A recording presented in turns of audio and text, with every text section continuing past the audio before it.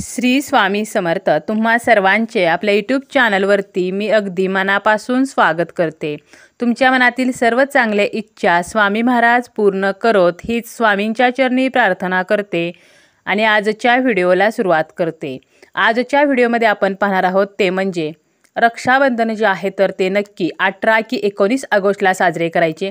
रक्षाबंधनाचा शुभ मुहूर्त काय असणार आहे, तसेच कोणत्या वेळेमध्ये आपल्याला चुकूनही राखी बांधायची नाही। या दिवशीचा भद्रा काल जो आहे तर तो काय असणार आहे, ज्यामध्ये आपल्याला चुकूनही राखी बांधता येणार नाही। तर याबद्दलची संपूर्ण माहिती आपण आजच्या या व्हिडिओमध्ये पाहणार आहोत। रक्षाबंधन हा सण श्रावण महिन्यामध्ये येत असतो। श्रावणाच्या शुक्ल पक्षाच्या पौर्णिमेला हा सण जो आहे तर तो साजरा केला जातो, ज्याला आपण नारळी पौर्णिमा असं सुद्धा म्हणतो। संपूर्ण भारतात या दिवशी आनंदाचे आणि आपुलकीचे वातावरण राहते। हा सण जो आहे तर तो बहीण भावाच्या पवित्र नात्याचा सण मानला जातो, जो राखीच्या पवित्र धाग्याने एकमेकांना जोडण्याचे काम करतो। या दिवशी बहीण आपल्या भावाच्या मनगटावरती राखी बांधते आणि भाऊ तिचे रक्षण करण्याचे वचन देऊन भेटवस्तू ओवाळणी देत असतो। भाऊ बहिणीच्या प्रेमाचे प्रतीक म्हणजे हा रक्षाबंधनाचा सण आणि या सणाला अनन्यसाधारण महत्त्व आहे। रक्षाबंधनाचा दिवस जो आहे तर तो दरवर्षी श्रावण शुक्ल पक्षाच्या पौर्णिमेला येत असतो आणि यावर्षी सोमवारी 19 ऑगस्टला रक्षाबंधन आहे। श्रावण पौर्णिमा जी आहे तर ती 18 ऑगस्टला उत्तर रात्री 3:04 सुरू होईल आणि 19 ऑगस्टला रात्री 11:55 संपणार आहे। त्यामुळे रक्षाबंधन जे आहे तर ते 19 ऑगस्टलाच साजरे करायचे आहे। योगायोग म्हणजे या दिवशी श्रावणी सोमवार सुद्धा असणार आहे। आता भद्रा काळ जो आहे तर याला आपण अशुभ मानत असतो। मग धार्मिक मान्यतेनुसार जर भद्राची छाया असेल तर त्या काळामध्ये रक्षाबंधन जे आहे तर ते साजरे केले जात नाही। म्हणजेच काय तर या वेळेमध्ये बहिणींनी भावाच्या मनगटावरती राखी बांधू नये असे म्हटले जाते। आता भद्रा कोण तर धार्मिक ग्रंथानुसार भद्रा ही शनिदेवाची बहीण आहे। भगवान सूर्य आणि माता छाया तर यांचे अपत्य आहे। जेव्हा भद्राचा जन्म झाला तर तेव्हा तिने संपूर्ण विश्वाला आपलं भक्ष बनवलं। यामुळे जिथे जिथे शुभ आणि मंगल कार्य सुरू होती तर तिथे त्रास होऊ लागला। यामुळेच या काळामध्ये कोणतेही शुभ कार्य जे आहे तर ते आपण जर केले तर याचे दुष्परिणाम पाहायला मिळतात आणि म्हणूनच या काळामध्ये राखी जी आहे तर ती बांधू नये असे म्हटले जाते। पंचांगानुसार ज्या दिवशी विष्टीकरण असते तर त्या दिवशी भद्रा काळ असतो आणि याचा संबंध हा चंद्राच्या करण आणि राशीतून होणाऱ्या भ्रमणाशी आहे।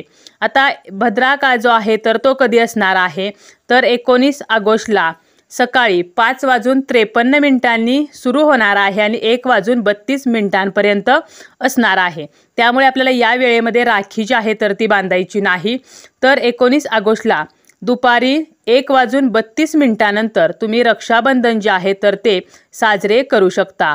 प्रदोष काळी जर तुम्हाला राखी बांधायची असेल तर सायंकाळी 6:57 पासून ते रात्री 9:10 सुद्धा तुम्ही राखी जी आहे तर ती बांधू शकता। आणि या दिवसाचा शुभ मुहूर्त जो आहे तर तो दुपारी 1:32 पासून ते रात्री 9:10 आहे। म्हणजे भद्रा काळ संपल्यानंतर ही राखी जी आहे तर ती बांधायची आहे। अशुभ वेळेमध्ये जर आपण काही गोष्टी करत असो तर त्याचे जे परिणाम आहेत तर ते आपल्याला शुभ नाही तर शुभ ऐवजी अशुभ परिणाम पाहायला मिळतात। म्हणूनच भद्रा काळामध्ये राखी जी आहे तर ती बांधू नये। तसेच राखीचा रंग निवडताना सुद्धा आपल्याला काळजी घ्यायची आहे। काळा रंग जो आहे तर तो हिंदू धर्मामध्ये वर्ज्य आहे। कोणत्याही धार्मिक कार्यामध्ये किंवा शुभ कार्यामध्ये काळा रंग किंवा भडक रंग वर्ज्य मानला जातो। त्यामुळे काळा धागा असलेली राखी जी आहे तर ती कधीही बांधू नये। आपण जी राखी बांधतो तर ती राखी सुस्थितीत असावी।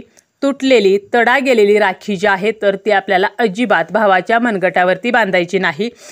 सध्या मार्केटमध्ये बघायला गेलं तर बऱ्याच रंगबेरंगी राख्या उपलब्ध असतात। त्यामुळे राखी खरेदी करताना सुद्धा आपल्याला काही काळजी घ्यायची आहे, कारण बऱ्याच वेळेला नक्की कोणती राखी खरेदी करावी तर असा संभ्रम आपल्याला निर्माण होतो।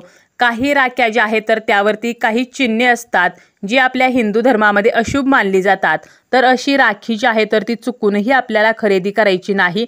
त्यामुळे व्यवस्थित जी राखी आहे तर तीच राखी खरेदी करायची आहे।